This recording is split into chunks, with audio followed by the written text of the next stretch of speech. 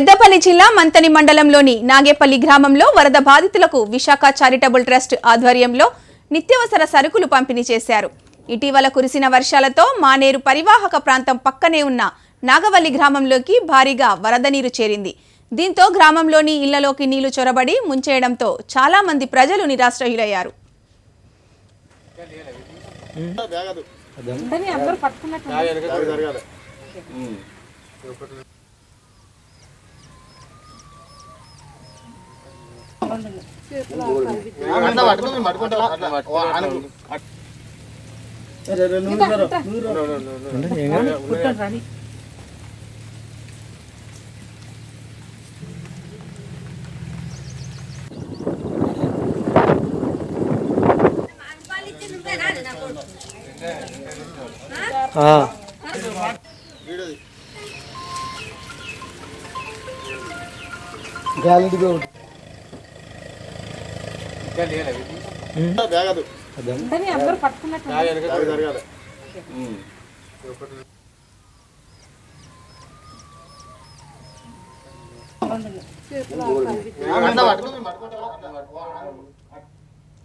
పెద్దపల్లి మాజీ MP BJP జాతీయ కార్యవర్గ సభ్యులు వివేక్ వెంకటస్వామి మంతని ప్రాంతంలో పర్యటించినప్పుడు నిత్యావసర సరుకులు లేకుండా ఇబ్బంది పడుతున్నామని, ఎవరూ ఆదుకోవడం లేదని వరద బాధితులు వివేక్ వెంకటస్వామి దృష్టికి తీసుకువచ్చారు. స్పందించిన వివేక్ వెంకటస్వామి విశాఖ చారిటబుల్ ట్రస్ట్ ద్వారా 70 మంది వరద బాధితులకు సంబంధించిన నిత్యావసర సరుకులను వరద బాధితులకు అందించాలని బీజేపీ నాయకులు అందించారు.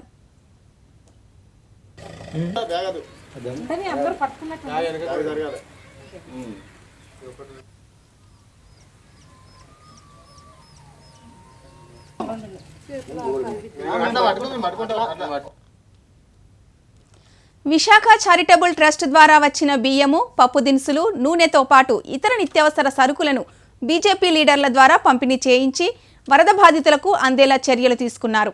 ఈ సందర్భంగా బాధితులు, బీజేపీ నాయకులు వివేక్ వెంకటస్వామికి కృతజ్ఞతలు తెలిపారు. ఈ కార్యక్రమంలో బీజేపీ నాయకులు నాగ శ్రీనివాస్, కాసిపేట మల్లేష్, సాదుల సీను, రవి, హరీష్, దేవేందర్ తదితరులు పాల్గొన్నారు.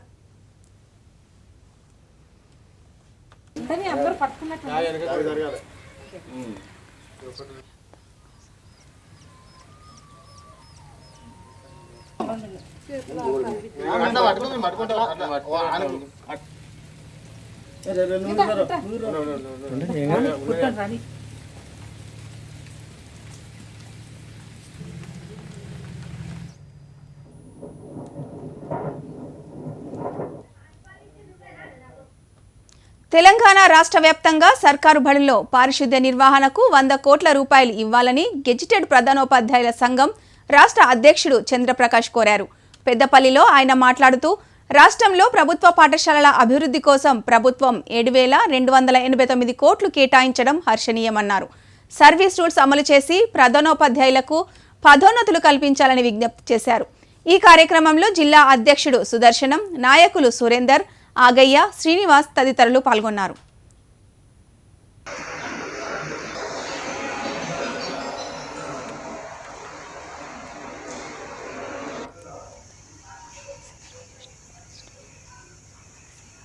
దేశంతోనే 7,289 కోట్ల రూపాయలను కేటాయించారు.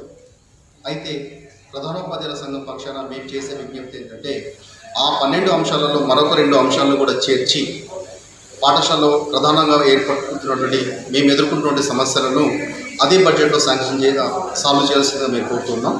దాంట్లో మేము చేర్చాల్సిందిగా కోరుతున్నటువంటి అంశం ఏంటంటే, ఒక 100 కోట్ల రూపాయలను కనుక పాఠశాలల పరిశుభ్రత కనుక కేటాయించినట్లయితే, రాష్ట్ర వ్యాప్తంగా సుమారు 28,000 పాఠశాలలు ఉన్నాయి. ప్రతి పాఠశాలలో మనం ఒక 3,000 రూపాయలు చెల్లించి ఒక స్వచ్ఛ కార్మికులు కనుక మనం నియామకం చేసుకున్నట్టయితే 10 నెలల పాటు నియమించుకున్నందుకు సుమారుగా మనకి 100 కోట్ల రూపాయల ఖర్చు అవుతుంది. ఆ 100 కోట్ల రూపాయలను దానికోసం కేటాయించాల్సిందిగా మేము కోరుతున్నాం. రెండవ విజ్ఞప్తి ఏంటంటే, చాలా పాఠశాలల్లో కూడా ఈ విద్యుత్ ఛార్జీల యొక్క బకాయిలు పేరుకొని పోయి ప్రధానోపాధ్యాయులందరూ కూడా చాలా ఇబ్బంది పడుతున్నారు.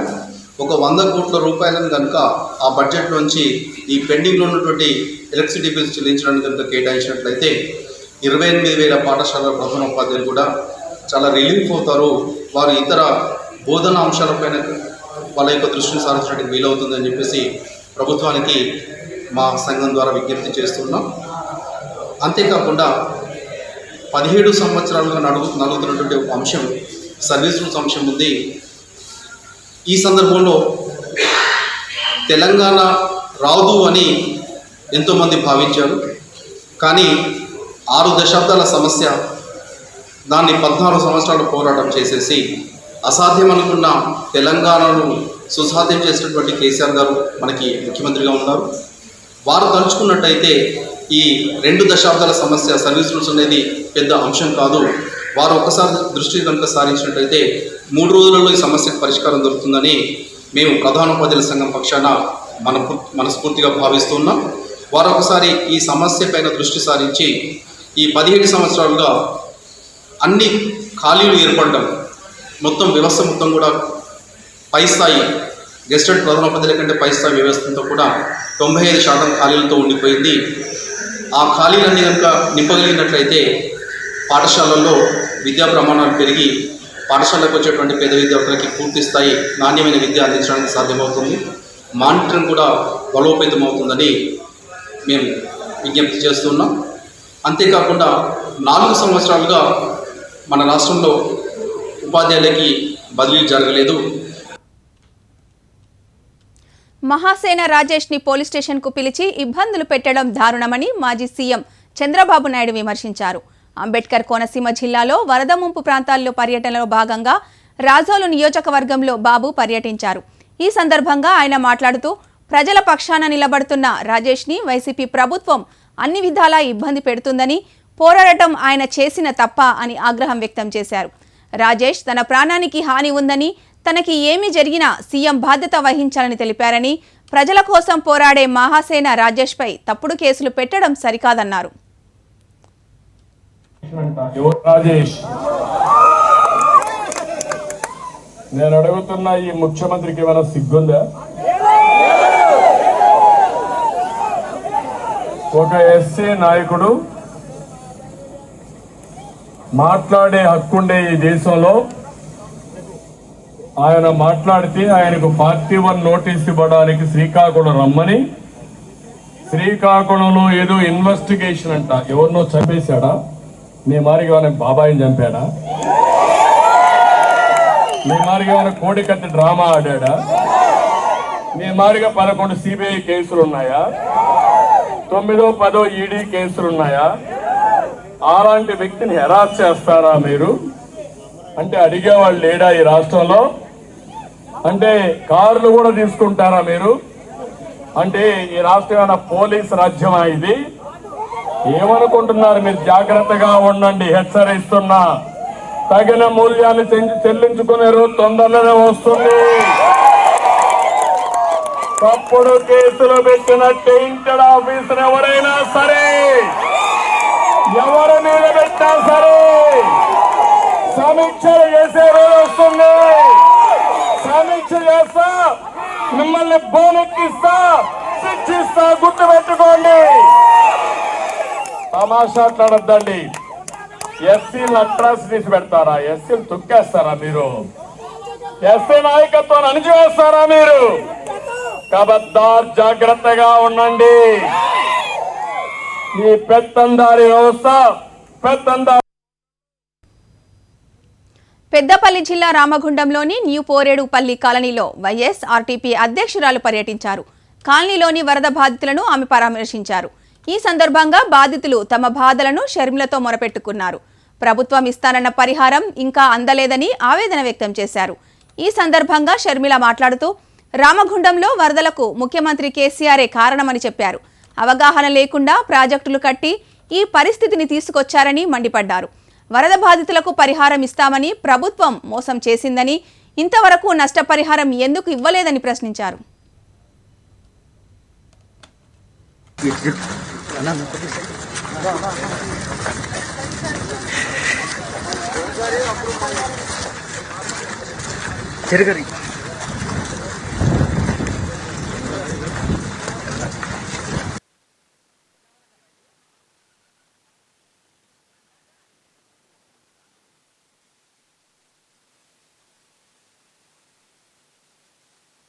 ఇది కేవలం ప్రభుత్వం చేసిన నిర్లక్ష్యం కాదా? ఈ ప్రమాదము, ఇలాంటి ప్రమాదాలు ఈ బ్యారేజీలు కట్టిన 3 సంవత్సరాల నుంచి మాత్రమే వస్తున్నాయి. అంతకుముందు గోదావరిలో ఎన్ని నీళ్ళు వచ్చినా పారుకుంటూ వెళ్ళిపోయాయి తప్ప ఇలా రైతులకు నష్టం కలిగించలేదు. కానీ కేసీఆర్ గారు అపర మేధావి అంటాడు, ఇంజనీర్ ఆయనే అంటాడు, సైంటిస్ట్ ఆయనే అంటాడు, కరోనా వస్తే డాక్టర్ ఆయనే అంటాడు. 80,000 పుస్తకాలు చదివిన అపర మేధావి కేసీఆర్ గారు అని చెప్పుకుంటూ తిరుగుతాడు. ఆయన ఇంజనీర్గా ఉండి డిజైన్ చేసిన ప్రాజెక్టు స్థితిగతి ఇది. ఈరోజు వానలు రావడంతో పంప్ హౌస్ల ఎత్తు తగ్గి అవి మునిగిపోయినాయి, మోటార్లు మునిగిపోయినాయి. ప్రాజెక్టు లక్షల కోట్లు ఖర్చు పెట్టి చేసిన ప్రాజెక్టు మునిగిపోయింది. అది కాకుండా ఇంతమంది రైతులకు నష్టం జరుగుతుంది. వేల మంది రైతులు లక్షల ఎకరాలలో ఈరోజు నష్టపోతున్నారు. అంటే దానికి కారణం ప్రభుత్వం కాదా? కేసీఆర్ గారు కాదా? గేట్లు ఎప్పుడు ఎత్తేస్తున్నారు, ఎప్పుడు వేసుకుంటున్నారు, ఇలాంటి ఇన్ఫర్మేషన్ కూడా ప్రజలకు లేదు. ఇక్కడ రైతులకు కనీసం హెచ్చరించుంటే అయినా అంతో ఇంతో అయినా వీళ్ళు ఆస్తి కాపాడుకునేవారు. ఇప్పుడు ఈ పొలాలలోకి ఇసుక, బురద ఇదంతా వచ్చింది కాబట్టి వీళ్ళకు నెక్స్ట్ పంట ఎప్పుడు వేసుకుంటారు, 6 నెలలు పడుతుందో ఇంకా ఎక్కువ పడుతుందో కూడా వీళ్ళకి అర్థం కాని పరిస్థితి ఉంది. ఈ పొలాలలో ఉన్న పరికరాలు అయితేనేమి మొత్తం అన్ని మోటార్లు పోయినాయి, ట్రాన్స్ఫార్మర్లు పోయినాయి, పైపులు పోయినాయి, ఎరువు బస్తాలు ఉంటాయి అవి పోయినాయి. అసలు ఏవి మిగలకుండా ట్రాక్టర్లు పోయినాయి, టైర్లు ఊడి బయటపడ్డాయి, షెడ్లు ఉంటే షెడ్లు కూలిపోయినాయి, దాంట్లో ఉన్న జంతువులు చచ్చిపోయినాయి. ఇక్కడ గుడి మునిగిపోయింది. దాంట్లో ఉన్న ఈ పూజారి వాళ్ళని ఎవరు పట్టించుకున్న పాపాన పోలేదు. వాళ్ళు 3 రోజుల పాటు అక్కడే పైన ఇరుక్కున్నారు, ప్రాణాలు బిక్కుమనుకుంటూ బతికారు. ఎవ్వరే కానీ వచ్చి హెచ్చరించింది కూడా లేదు. హఠాత్తుగా ఇన్ని ఎకరాలలోకి నీళ్ళు వస్తే ఇంత భయంకరంగా నష్టపోయారు.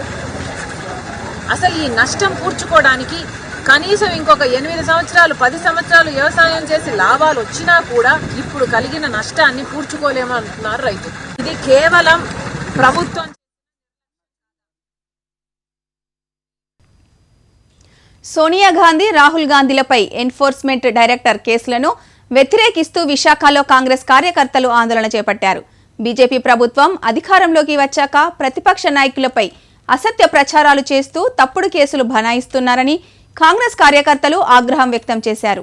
కేంద్రం తీరును వ్యతిరేకిస్తూ జీవీఎంసీ గాంధీ విగ్రహం ఎదుట నిరసన ప్రదర్శన నిర్వహించారు.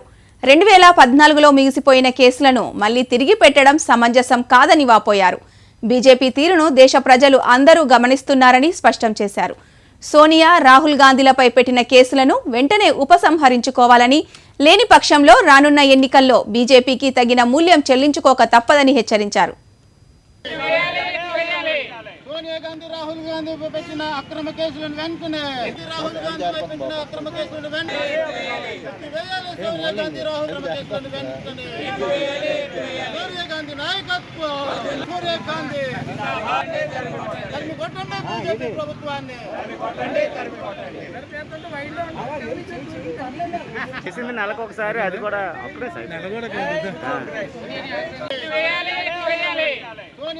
ఈ ఈడీ కేసుల ద్వారా లేదా అనేక రకాల కేసుల ద్వారా కాంగ్రెస్ పార్టీని భయపెట్టాలనే ఆలోచనతో ఈ మోడీ చేస్తున్నారు తప్ప నిజంగా జరిగేది ఏమీ లేదు.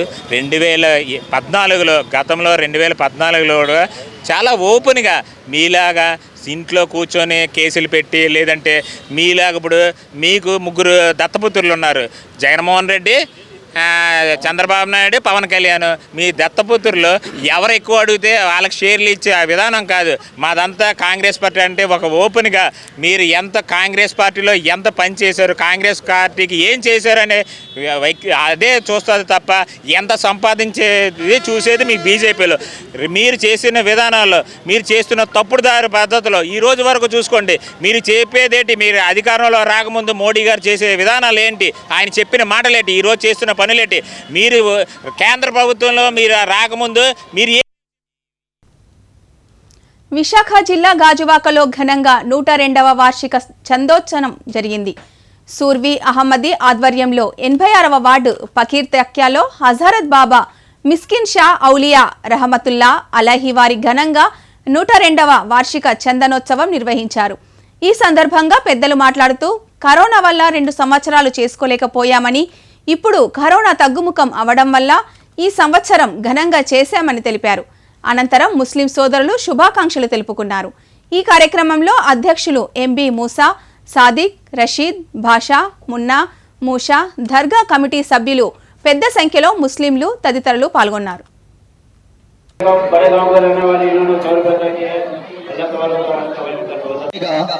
मैं कहता हूँ अल्लाह पे यकीन रखो, बुरा वक्त ही नहीं आएगा।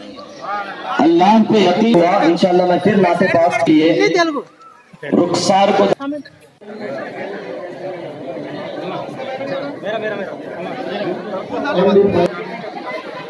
एमडी अफजल अली पीडिया इनके जानिब से बाजार की तामीर के लिए 500 रुपए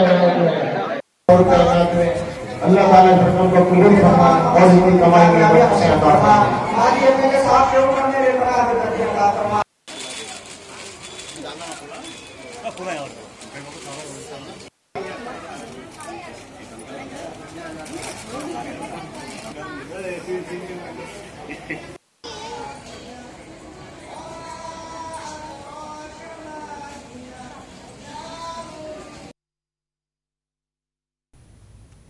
సంచలనం కావాలని ఓ యువకుడు అంబేద్కర్ విగ్రహంపై దాడి చేసిన సంఘటన ఖమ్మం నగరంలో జరిగింది. ఖమ్మం నగరంలోని మంచికంటి నగర్ బొక్కలగడ్డ ప్రాంతానికి చెందిన చెని గోపి అనే యువకుడు ఆటో డ్రైవర్గా జీవనం సాగిస్తున్నాడు. అయితే నగరంలోని జెడ్పీ సెంటర్లోని అంబేద్కర్ విగ్రహంపై దాడి చేశాడు.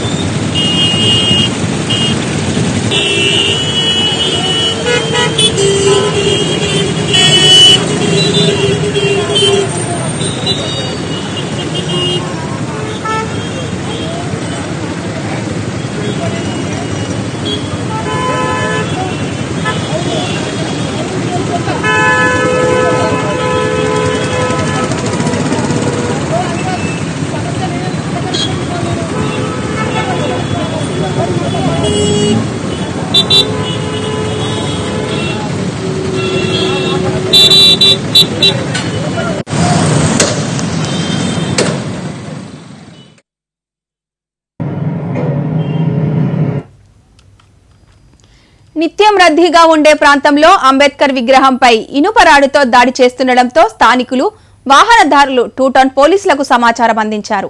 దీంతో వెంటనే సీఐ శ్రీధర్ అక్కడికి చేరుకొని ఆ యువకుడిని అదుపులోకి తీసుకొని 2 టౌన్ స్టేషన్కి తరలించారు.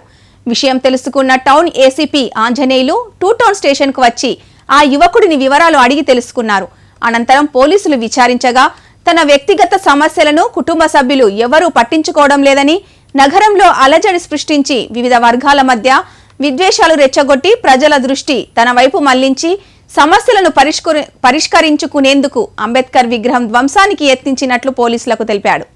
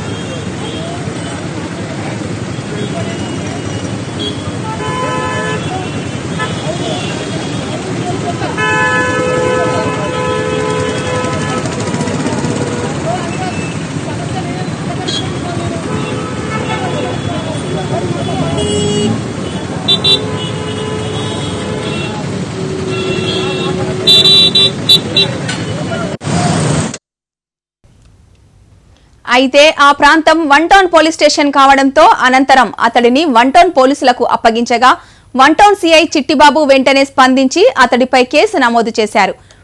వెంటనే అతడిని కోర్టులో హాజరుపరచగా న్యాయస్థానం 14 రోజులు రిమాండ్ విధించింది. దీంతో అతడిని జిల్లా జైలుకు తరలించారు.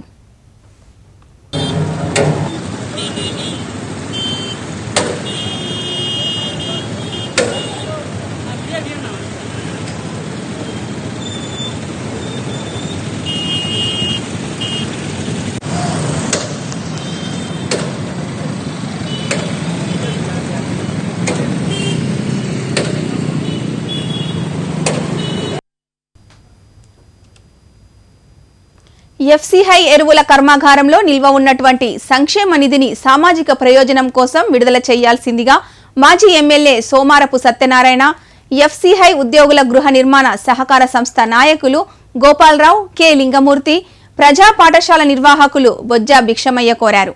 ఈ మేరకు ఢిల్లీలో ఎఫ్సిఐ సిఎండి నీరజ అధిరామ్ను కలిసి వినతి పత్రం అందజేశారు. గతంలో కమిటీ ప్రతిపాదనల మేరకు ప్రస్తుతం ఉన్న సంక్షేమ నిధి 30 లక్షలలోంచి ప్రజా పాఠశాలల నిర్వహణకు ప్రజా పాఠశాల ట్రస్టునకు 20 లక్షలు, గౌతమి నగర్లోని ఎఫ్సిఐ ఉద్యోగుల గృహ నిర్మాణ సహకార సంస్థ సామాజిక భవనానికి మరో 10 లక్షలు ఇప్పించాల్సిందిగా కోరారు. దీనికి ఆమె సానుకూలంగా స్పందించినట్లు ఎఫ్సిఐ ఉద్యోగుల గృహ నిర్మాణ సహకార సంస్థ నాయకులు పేర్కొన్నారు.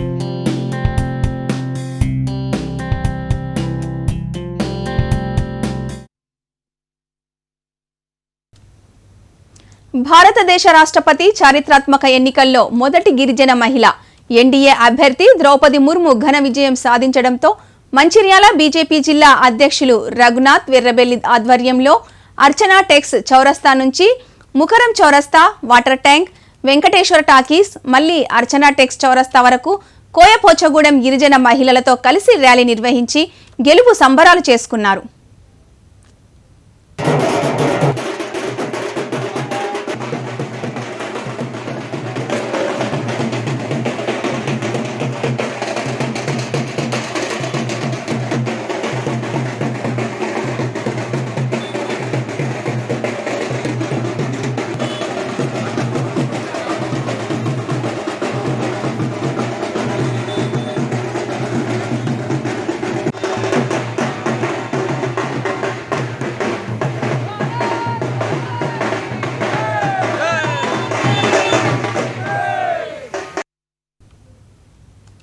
ఈ సందర్భంగా రఘునాథ్ మాట్లాడుతూ గిరిజన మహిళ రాష్ట్రపతిని చేయడం నరేంద్ర మోడీ నాయకత్వంలో కేవలం బీజేపీ పార్టీకే ఇది విజయం, దేశంలో గిరిజనుల అందరి విజయమని తెలిపారు.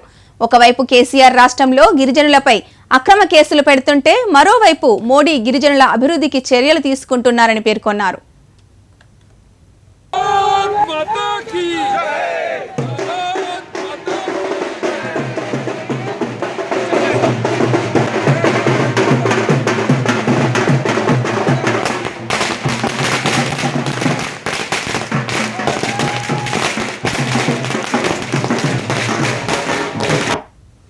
ఈ కార్యక్రమంలో ఎస్టీ మోర్చా జిల్లా అధ్యక్షులు బద్రీనాయక్, మున్నా రాజా, సిసోడియా, వంగపల్లి వెంకటేశ్వరరావు, హరికృష్ణ, రజనీష్ జైన్, ఆంజనేయులు, ప్రభాకర్, మధుసూదన్, కోయపూచగూడెం క్రిమినల్ గిరిజన మహిళలు మరియు బీజేపీ కార్యకర్తలు పాల్గొన్నారు.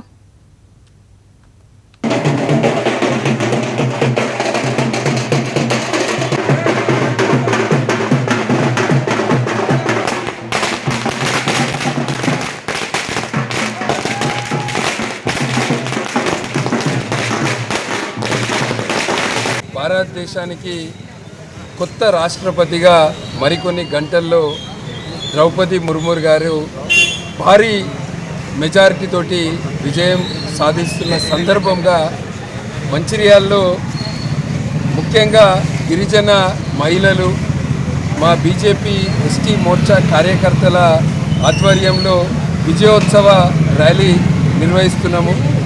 ఈ మహిళలందరూ కూడా కోయపోషగూడెం నుంచి ఒకవైపు తెలంగాణ రాష్ట్ర ప్రభుత్వము గిరిజన మహిళల్ని జైల్లో పెట్టి వీళ్ళ మీద కేసులు పెట్టి వీళ్ళ మీద అనేక రకాల చిత్రహింసలకు వీళ్ళను గురి చేస్తుంటే, మరోవైపు నరేంద్ర మోదీ గారి నాయకత్వంలో భారతీయ జనతా పార్టీ ఒక గిరిజన మహిళను రాష్ట్రపతిగా చేయడం చాలా సంతోషకరం. ఈ విజయము ఒక బడుగు బలహీన వర్గానికి చెందిన ఒక మహిళది. ప్రతి ఒక్కరు కూడా భారతదేశంలో గర్వపడాలి.